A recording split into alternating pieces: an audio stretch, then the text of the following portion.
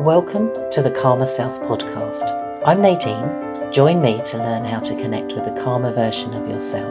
I'll share with you my tips and coping strategies for reducing feelings of stress, overwhelm and guilt so that you can live a productive life with ease and joy.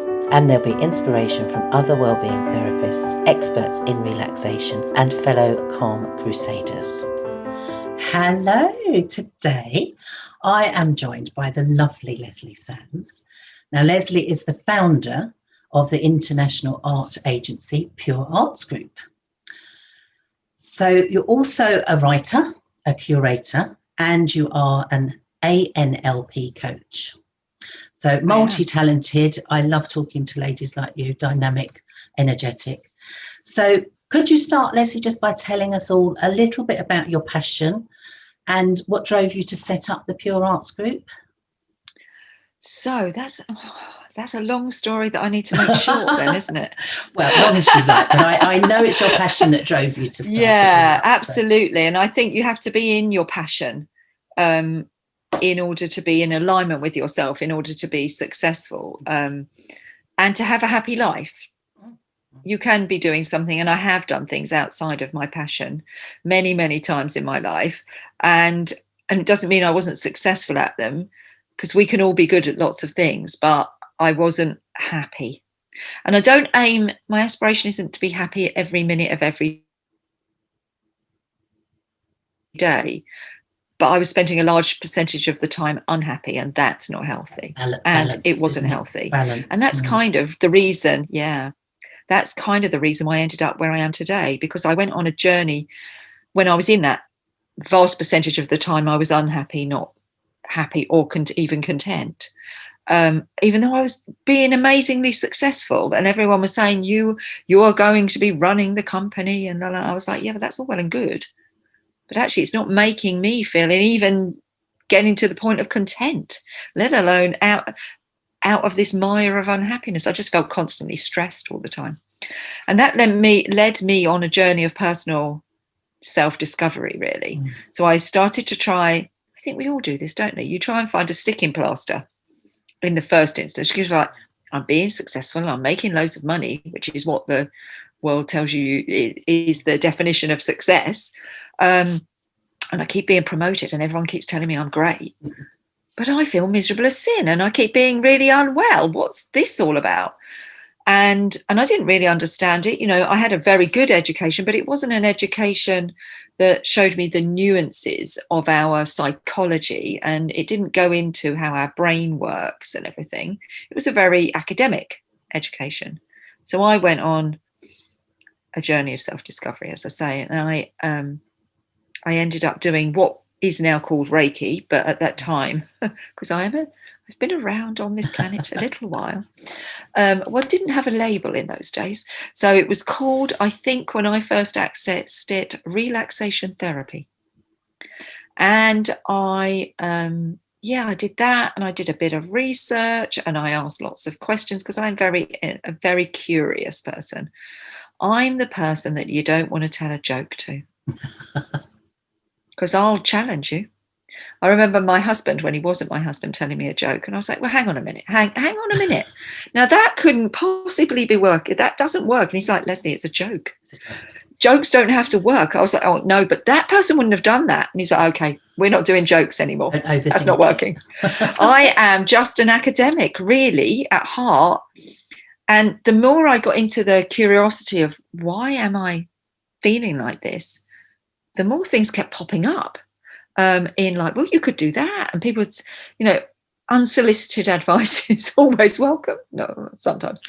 But lots of people would give me advice like, why are you doing that? And I'm like, well, because people say I'm good at it. And I'm like, but you're really good at that as well. And you're very creative. And on this journey, I kind of got back in touch with my creative self.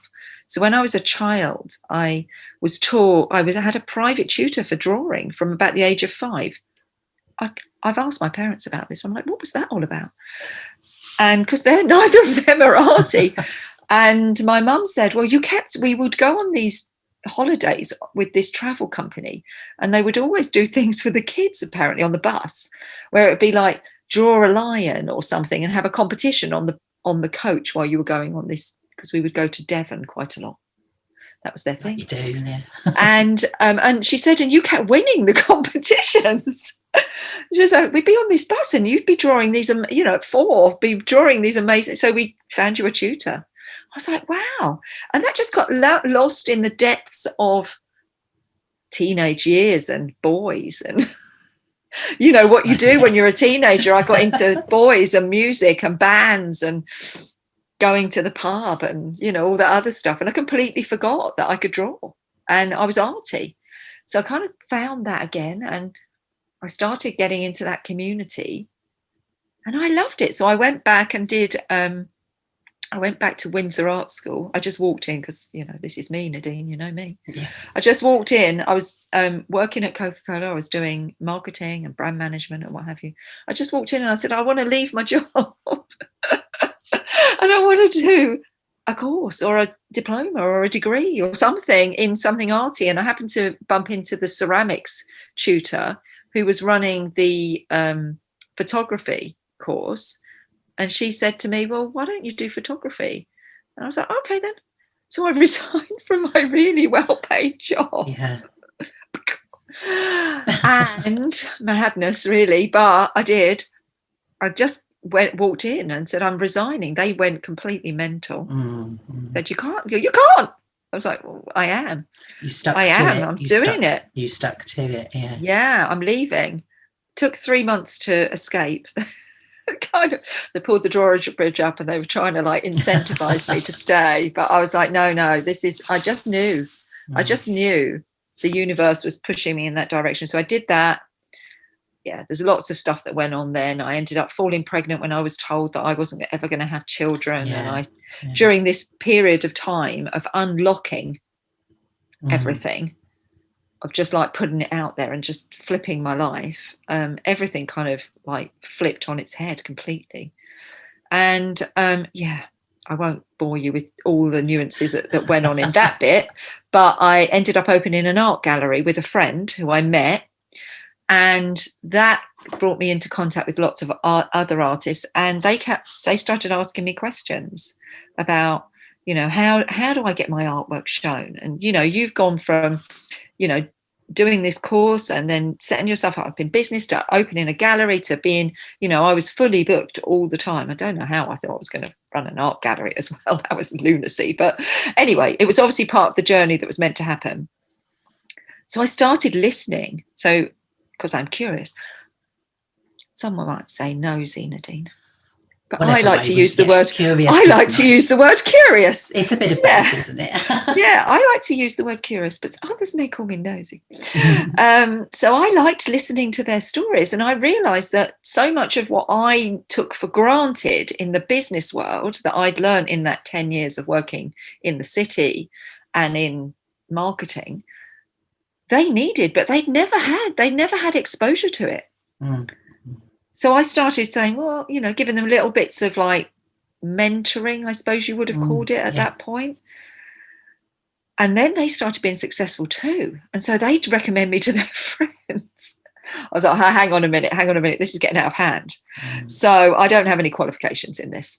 I was just doing it as a friend, while I was doing my own work. So I realized that I needed to explore, because I'm someone who likes to do everything professionally.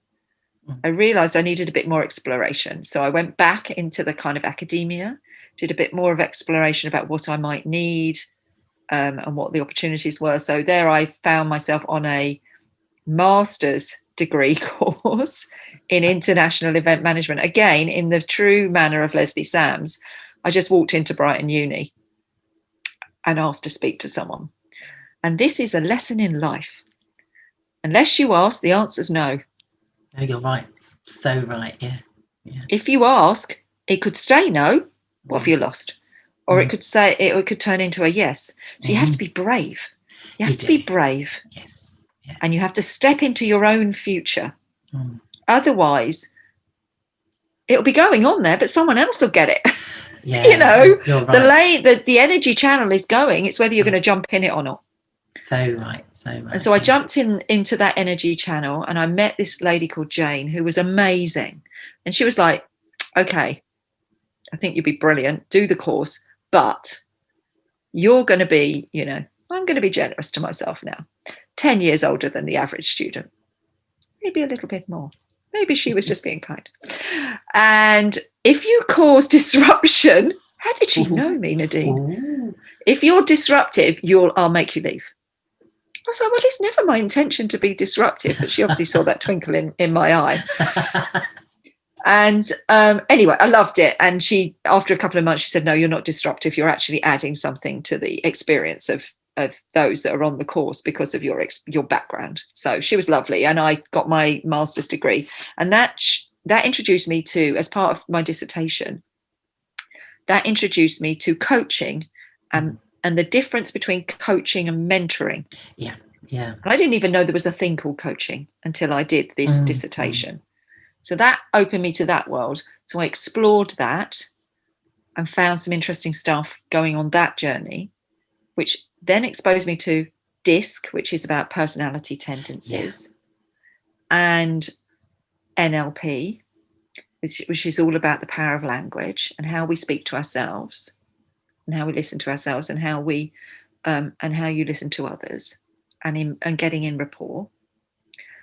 So I was like, wow, my bag is quite full now. Probably. And I was thinking to go on and do a PhD, but I'm still going to do it, but I'm parking it. It's parked for a bit because I do feel now I've got quite a lot of tools in my box and now I need to use them and get experience. And so that's kind of where my journey is now, is in that journey. Along the way, I set up Pure, which is my business, Pure Arts Group, helping artists professionally develop and get to and release their potential. So we're on a collective, Pure is on a collective journey to release the full collective potential of the creative environment, however, wherever you fit in. And we're all creatives. So I pretty much cast quite a wide net. Yeah. But my artists they're not given always all the tools or all the support or all the help that they need along that way. And as I found out, you can live in pain quite a lot of the time with stuff going on that you're completely unaware of. So I just kind of like pull back the veil a bit. So I reveal stuff that some people may not be all that grateful for me revealing. But I believe in complete honesty, integrity, and transparency. Life is not a competition. There is enough out there for everyone. There is no scarcity. I hate this world of creating this scarcity. Now, don't get me wrong, I'm not a socialist, but I'm not an arch capitalist either. I'd like to think I'm somewhere in the middle. And I think if you allow people a bit of knowledge, I love that saying, and it's something that my son is at Battle Abbey School, and they use this as their kind of mantra, which is the more you learn, the more you grow. The more you grow, the further you go. And that's kind of the ethos behind Pure, is I reveal and create areas where everybody can learn, whether it's that they need to access it free through to they want the bespoke, 100% time with me service. We offer something right across that spectrum, because they'll start somewhere and start learning and growing, and then they'll be able to kind of get more and more bespoke service as they grow. So we're kind of a total service business. We all work with everyone. So that's kind of the journey. I went on a personal journey, and now I share all of that learning and all of that discovery with everyone else. But I do try and focus it on creatives, because they're my kind of spirit animal. Yeah, they're the people you're drawn to help, aren't they? And I love that story. It's like you say, you're starting off with a personal journey, following your bliss, being brave, being determined, doing things your way, which is beautiful. But then that desire to share and to help others with everything you've learned. And I think that's just so beautiful. And a natural course, I think, don't you? It's that kind of, and I think from what you've described there, the universe is there to provide for you. But it is also, and sometimes, like you say, that's the pain we get. It's to tell us, isn't it? To lessons we need to learn, things we need to feel and hear. But actually, the universe always does as well throw a few curveballs in as well. So you had a few little hiccups on the way, but you overcame them. And it makes you tune in more, doesn't it, to what is your bliss and your joy and your path. And like you say, being strong and determined and brave and following it. You can't be strong and determined every day, though. No, you're absolutely right. No, we can't. And that was a synopsis of, 30 years. Yeah, and there were episodes of extreme pain in that time. Yeah. And extreme suffering, because I was my personality type is incredibly innovative. And so instead of looking at how I can adapt a situation, I'll always look to remake and make something new. I think that sums you up. Does this resonate with you? I'm getting this. Yeah, I love it about you, and you're absolutely. I couldn't have explained it better, actually, but that's it in a nutshell. Yeah. So sometimes I'm on a track, and instead of where they just change the points slightly, and you just veer.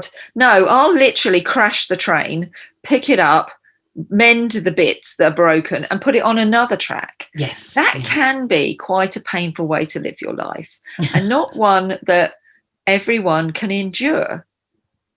And it has caused me extreme pain over the years. I have found myself, it can be dangerous because I'm a risk taker.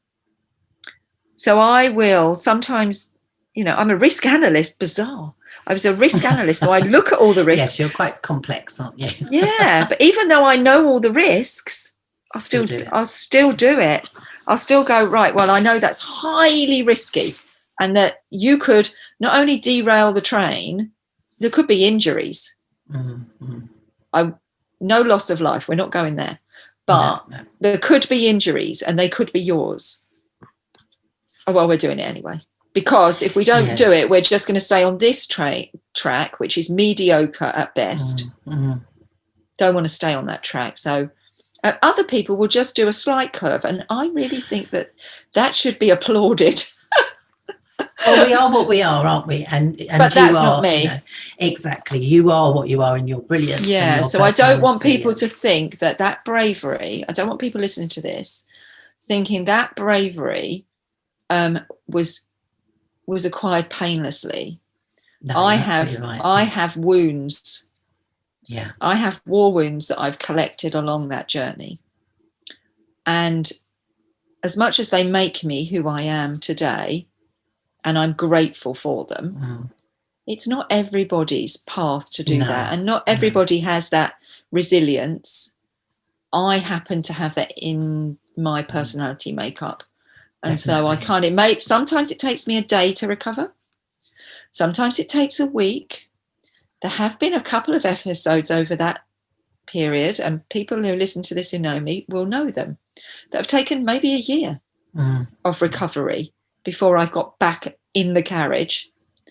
And then I've moved to the driver, and then I've taken over the train driving again. Yeah, you'll always get back to it. Yeah. Exactly. But I make sure I have lots of attendants on my train who care about me. And I think that's really important. Another really valuable thing I've learned is about having a group of people around you who you really trust, who you support unconditionally, and they support you unconditionally. Yeah. And I have that crew. I have my crew. And they all know who they are. And they've got my back, and I've got their back. Yeah. And you need that. It's your attendance on the train. You can have passengers on your train, and that's okay. But you need some attendance on your train as well to care for you. And perfect. And you've built that up, haven't you? Like you say, it's trust and support. But it is also knowing and recognizing that you can't do it all on your own. Some people try, and it doesn't always work, does it? But, you've learned a lot along the way, and it's lovely that you share it with everybody. And I think coming back to what you've created for your Pure Arts group, you have, like you say, everyone does it a different way. There's different levels. Could you just perhaps briefly just talk us through the different levels that you offer people, the way that you can get involved with your community, your support network? Absolutely. So Pure is essentially a membership business. So you become part of a community when you join Pure. And you can join it in the very first instance completely for free. So we've got loads of free resources and stuff that you can access. You can just join an audience and listen to a broadcast. We do broadcasting continually throughout the year, and we have series. And if you go onto the website pureartsgroup.co.uk and click on the watch menu icon, that'll give you talks, it'll give you Art 360, which are broadcasts with artists, and it'll give you podcasts. So if you want to just listen while you're doing the hoovering, they're perfect. That's always a good one. Or making dinner. So you can watch them or you can listen to them. And we have talks with interesting people interviewed by me. Fascinating, brilliant. And they're always there to give a kind of insight into something. We're just about to start season 3 with those. So anyone who would like to listen, you can just register to be in the live audience and you can ask your questions. Or you can listen to them afterwards because they all go up on the website. And you just register for the live audience on the website and then we'll send you a link to join us. So they're great. We've got some really interesting people coming up in season 3. We've got a cruise bereavement counsellor because we've all suffered with loss, haven't we? And so she's going to talk us through the process of grieving, which I think if we understand it, then we can know why we're feeling the way we do. And therefore we know it's normal. It's not scary. We've got an Ayurvedic doctor. We've got Jasmine Hemsley's Ayurvedic doctor, in fact. Oh, brilliant. Yeah, Matthew Ancherry. So really fascinating man. We've got, who else have we got coming up? We've got the people who run the big draw. Yeah, loads of people. Have a look. It's all on there. Yes. And like so it's all on the website. That, can't they? Yeah, that's brilliant. And you can listen and you can see whether we're your tribe, because we're there for everyone, but we might not be right for you, you know?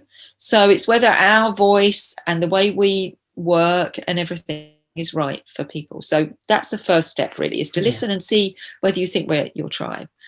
Then you can join a Clubhouse. So there's this new Clubhouse app. Have you seen it? Well, do you know me, I'm not that technologically minded, but I have heard about it. It's one of those things I'm going, not getting involved, but it's around, isn't it? It's around, and you're involved, aren't you? I was like, this is astonishing. So they've created an app now called Clubhouse, which is all audio, which is exactly what Pure have been doing for 10 years. For ages, so there you go. You're ahead of the game again, aren't you? So let's focus on your Clubhouses, not the app. I thought this was hilarious.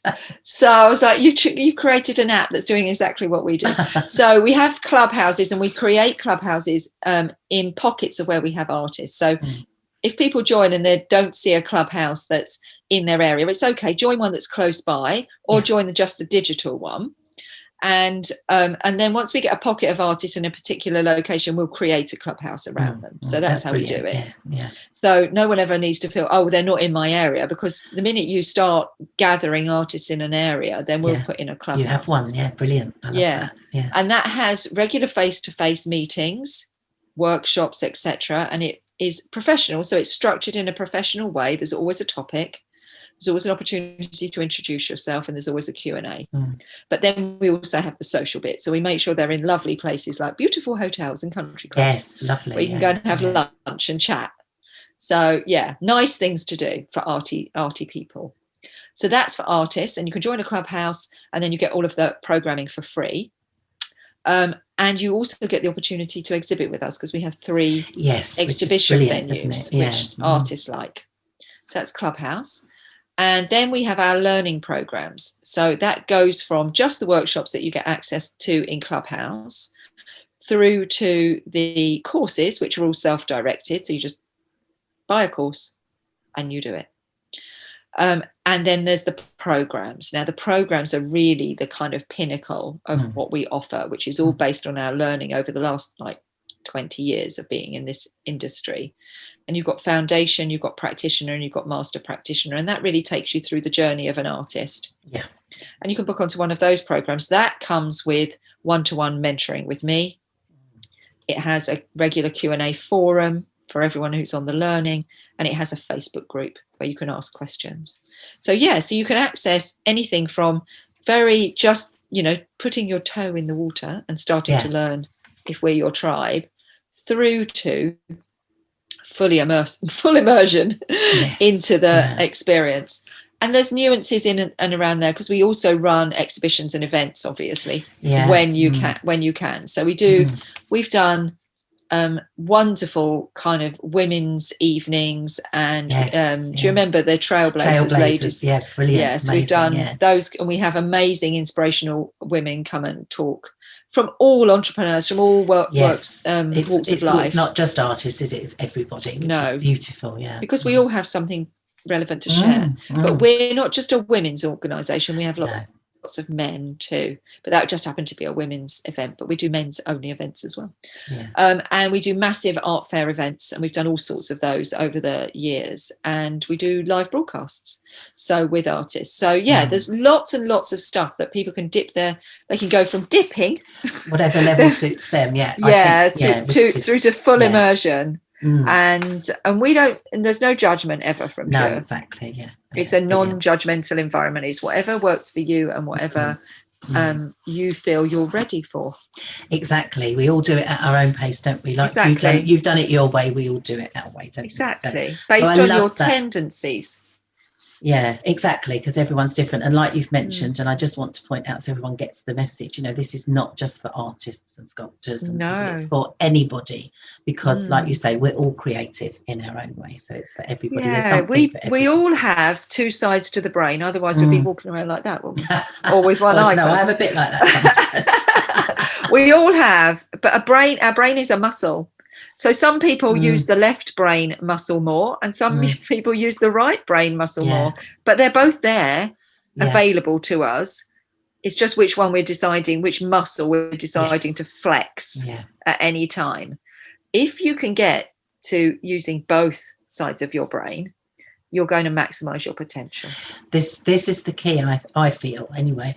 And since meeting you, and I know when I first met you, I said, I'm not creative, what's this all about, but I have learnt that I'm more creative than I thought I was. So maybe I'm using those muscles a bit differently, reaching more of my full potential. So I really see, that is what you offer everybody. It's actually building personally and professionally, isn't it? And I think that's so valuable. And that, I feel that we exercise your brain muscle. Yeah, exactly. It's a holistic approach, isn't it? And I love that about the whole group and the community that you offer.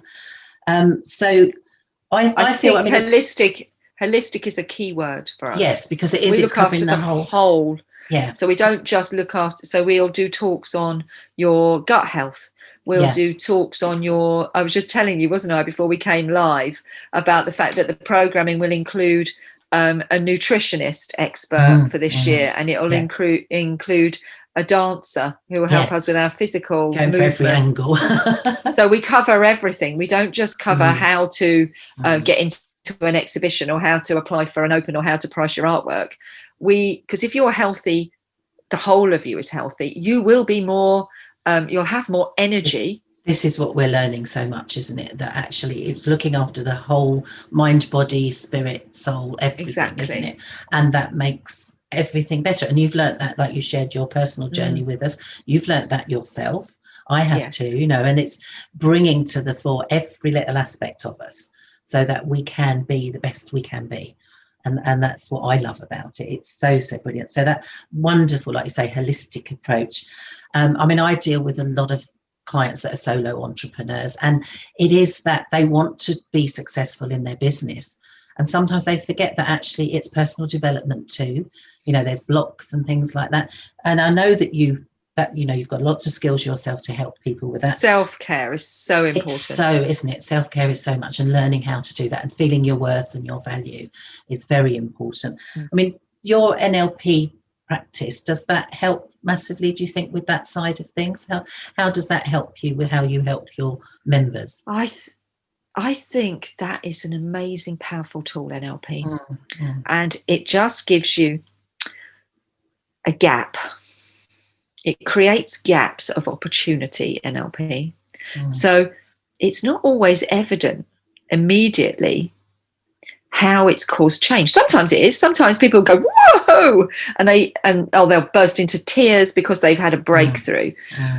But often that doesn't happen in front of you as the NLP practitioner. That often happens at 2 or 3 weeks later, because it's all done in the brain and in the brain muscles. So it's giving direction to your brain that you want something different. Yeah. So NLP helps you, directs you in talking to your own self. And so it takes you through processes that have all been completely researched and checked and tested. So it's not unresearched processes. They're all academically verified processes. It walks you through those. So I'll read from a script, what they are, although most of the time now I know them quite well, so I don't have to read from a script, and I can pick out elements of them sometimes and just use an element of them, but you have to have been doing it a while to be able to do that. So you read from a script essentially, that have all been properly validated and checked and researched and verified. And all it does is it's playing with those muscles, and it's showing your brain, it's giving your brain signals of intention. I want change in this area. Because, they say our brain, we're only born with half our brain kind of formed. The rest of our brain grows as we going up to the age sort of ignite 7. it as we grow, don't we? We build it up, don't we? So it carries on growing, because if your brain was fully formed when you were born, the gestation period for a human would be something like 42 months apparently. Now no one's doing that. There'd be no humanity, would there? There'd be none of us here. So your brain grows, and so that's why they call it the formative years, between birth and up to, your late teens, early 20s is a massive informative period. That is basically filling your brain filing cabinet with loads of resources. That's why you get your education then and everything. You're putting all these resources. What we forget is loads of stuff happens as well in that time, in your life, so it's about, what happens in your emotional well-being as well. And sometimes we forget that that's also going into the filing cabinet, just like what we learn at school, but what we learn at school in the break, and what we learned at school in lunchtime, and what we learned at school when that teacher told us that we were rubbish and we needed to get out of their class. So your brain doesn't just file all the good stuff, it also files all of that. And then as an adult, we work on all that. That's our resource bank, and we work on all those memories. So we come up to a situation, and if we haven't given our brain clear direction of what we want, it goes, oh, hang on a minute. And it goes into the filing cabinet, it goes, oh, this looks like it might be useful. And it just randomly picks something out, an old memory or an old experience. It goes, oh, I think this is what's happening now. And that is what creates all those blocks and limiting beliefs and emotional responses that we don't understand, while we feel anxious. And we're like, why do I feel anxious now? This is ridiculous. So NLP lets us go back into that filing bank and file some of that in a locked box. Or go, no, that's not a resourceful memory for me right now. That's not helping me get where I want. And so it gives you the tools to be able to file some of that. Brilliant. It gives you the tools to go, oh, thank you, but I don't want to return that to be at the top of my filing cabinet. That I still need it down there to remind me, to keep me safe. Maybe some of I've always been rubbish at filing, Nadine. Maybe that's why I take risks. Maybe my filing cabinet. Maybe you're on top of the filing cabinet. Maybe I've lost the key to the filing cabinet. You threw it away. But it's there, and that's what we're. All of what we behave like in adulthood, we have to take control of the filing cabinet. I like that. And that's what NLP. That's what NLP helps you do. It helps you choose the bits in the filing cabinet that you want, and the bits you want to lock away. The bits. Perfect. I love that. So correct me if I'm wrong. NLP stands for Neural Linguistic Programming. Is that yes, right? It does. Yeah. Right. That's good. And if anyone wants to find out more about it, that's a beautiful explanation, and it's wonderful how you work that into what you offer all your members. But if anyone wants to find a bit more, they can look that up, can't they? But I love it. It's fascinating, and the people who invented it are because it came out of academia, are fascinating. It's well worth having a good old research and have a look. There's lots of theories learning theories out there. This is a kind of learning theory, I suppose, one of them. Integral theory is another one, which kind of looks at everything. That's in the spiritual space as well. So there's lots of theories if you start digging. Yeah, if you start looking. I just thought people are not sure. We're talking about it because we both understand it, but actually, just if anyone wants to look, they can do, can't you? But it's something you put as part of your programs and everything. So it's integrated into all of our into all of the programs and courses. We integrate NLP practice. Brilliant. No, I love it. I love it. And from the artistic point of view and the creativity that the people that your members, all of your community, do you think that this, I mean, there's a lot of people talking about mindfulness practice and creating and crafting and that kind of thing. Do you think the artistic process is in itself mindfulness? Do you think there has a place for actually helping us maybe relax, focus? You walk straight back, straight into it, don't you, Nadine? You know that I am fascinated by why is creativity therapeutic. Yes, yeah. And that, I think, will be the underpinning of the PhD when I do get to it. When I do get to it. But we know it is, don't we? We know it is. It is, and it's about what parts of your brain you're using, I think.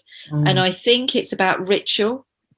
Yes, there's a bit of that in it, isn't there? It's it can be repetitive, it's quiet, or it can be noisy. Yes. Yeah. You can do it alone or in a group.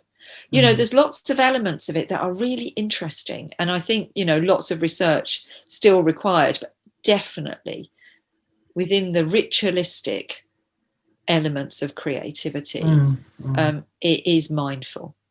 Yes, and I think that's the thing. People are refinding that, aren't they? Maybe I mean, I think about it, and I think about I quite like the mindfulness colouring in that is quite popular at the moment, and it took me back to my childhood, took me back to my nursery school teaching years as well, when I used to like colouring in. Don't think children are allowed to do it now. They have to create their own spaces and shapes and things, but that very, very simple, just focusing on something, and then actually at the end of it having something to show for it, for me, gave me peace and gave me that sense of creating in a very, very small way. I think if you spoke to an artist, they find the process can be quite painful, but they're doing it for a different reason. You see, it's taken it to another level, isn't it? There's a so I'm talking about creativity. Creativity in its very essence.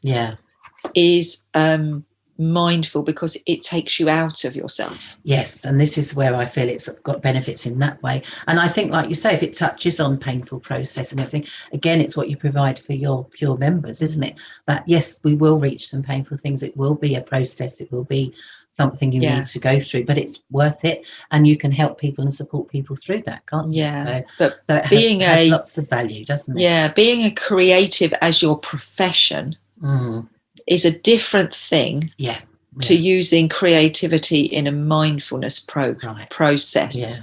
So they're two quite different things.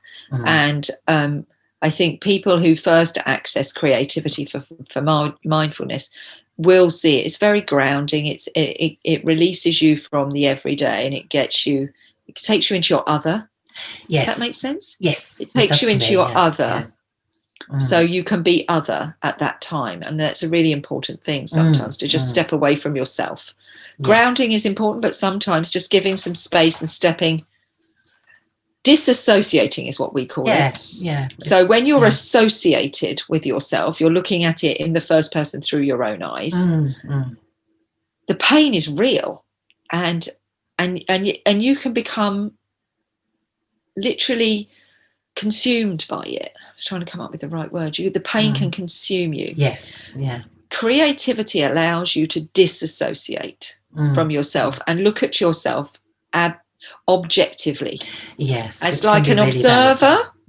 As an observer. And just like it gives a gap, and it gives space for you to kind of come to terms with stuff, maybe understand stuff a bit more about what you're experiencing, and then jump back into yourself and bring that learning back in with you. So I think that's why creativity as a mindful practice to help you disassociate and take yourself out of the anxiety and overwhelm is really good. Creativity in a professional practice can consume you. And therefore you can become too consumed by it. And what we do is help the artists disassociate so they can be objective and get back into their flow. So all the time, creativity used as a vehicle to help you be objective and disassociate for periods, so you can be more objective and get things back into perspective. Is an amazing vehicle. But it's a different route. It's a different. Perfect. Creatives, creatives who are in a professional practice need support with that. That's what I'm getting from what you're saying, to actually understand that, not sitting in that pain without a way out, if you like, and seeing it as a process, because it's valuable, isn't it? So I love that explanation. Thank you for that. It really helps us understand. Hopefully that helps. It does help us understand, because I think there is that, it's got very common, hasn't it, to do creativity as a mindfulness practice. And like you say, there's more to it than that. It can help on one level, but it can be a different level completely. So to understand that, I think, is really valuable. So thank you for sharing that insight with us, because it is important. I really feel, I know you quite well, and I know you've explained on this, and people will have got to know you as well through what you've said, but you're so dynamic, you're so go-getting, you're so forward-thinking, and do things in a way brave and vibrant and everything. But I also know you do practice self-care massively, and take your moments, take your breaks and everything. How do you think that helps? Because I know a lot of people are a bit frightened of taking breaks and taking time away, feeling that they'll lose their momentum, feeling that they will maybe be a bit too chilled to be productive. Can you perhaps explain to people how you use it, and how, I know for a fact it doesn't make you less productive, but how you can actually go, this helps me, maybe relax and reset a little bit, and then prowl forward a bit more, just so people understand that we can embrace some quiet time as well. And still I would dynamic. Say that I wouldn't be productive at all if I didn't take self-care seriously. And actually, do you know what? It's respectful to everyone who cares about you and the community that pay me to be who I am. I don't have a choice now. Brilliant. I've created something there that people now have an expectation of being there to look after them. How disrespectful would I be to those people if I just chucked myself off all the time and burnt out and couldn't be there to kind of like, don't get me wrong, I have a team of people, as you know, doing stuff, but I have no doubt I am the guiding, I'm guiding the ship. Totally. And it would be so disrespectful of me not to take that seriously. And so therefore I have to embed self-care into so I'm not ill. And I have been ill episodically over that period, still learning, still understanding that I'm not invincible. And I felt very disappointed in myself for that, because I've let people down, and other members of my team have had to really step up, and they've been upset and they've been anxious for me. That's unacceptable. That's an unacceptable way to behave if you're an ethical leader, effectively, to put other people in pain knowingly. So that's like being on my train. You're on my train as an attendant, and I knowingly open the door and hang you out of it. That's not ethical. That's not a way to behave. So I have to think about all of the people in my community, all the attendants, all the visitors, all the passengers on my train. And therefore I owe it to them to stay well and healthy. And I now know that I can't be going 100 hours a day when there's only 24, 7 days a week, 365 days a year. I will be ill, and that's not fair. So it's not fair to my family, and it's not fair to the other people in the community. So I've had to work at my own self-care regime, and everybody has to do that. My self-care regime is holistic, so it includes spirituality. That's important to me. And as you know, you are my Reiki practitioner, so I come to you regularly for Reiki, and that is, I couldn't put into words really, and I'm not often lost for words, but I can't articulate how if I didn't have access to that, how negative that would be on me. That would be tremendously negative. But I also put in breaks. And now this is what everybody has to do it their own way. Some people, they take a weekend. What's a weekend there for? That came about as the Industrial Revolution, when we realized that workers needed to have rest time in order to be productive in the factories. Some people take weekends. Some people go, I can only work 4 days a week. Some people say I can only do 30 hours. That's all unique to you. You have to kind of work out your system yourself. For me, I work in batches. So I'm a project manager in my brain. So I work in projects. So I do a project from January to May.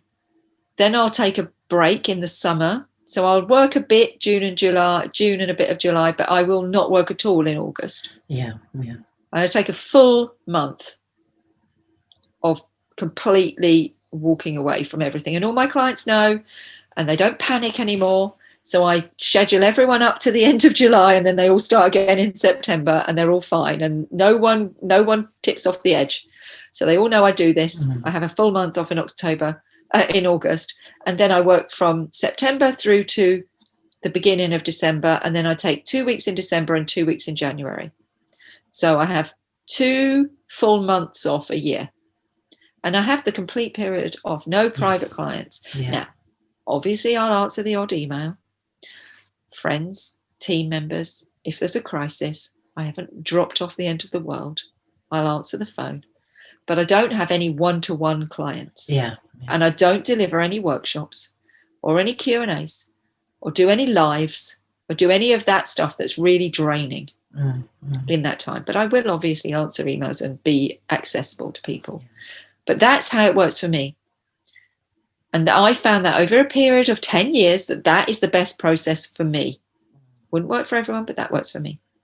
What I did find this time, interestingly, after just coming back after that Christmas break, is that I was really low.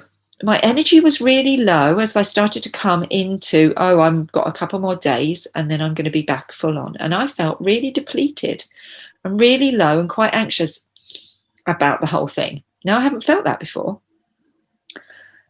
And I think it had a lot to do with the whole grieving process of lockdown and missing out on my normal Christmas. My daughter couldn't come home. Yeah. So I haven't seen my daughter since like July, August time. And she couldn't come home. And I think I was grieving a little bit for that, for the loss of that.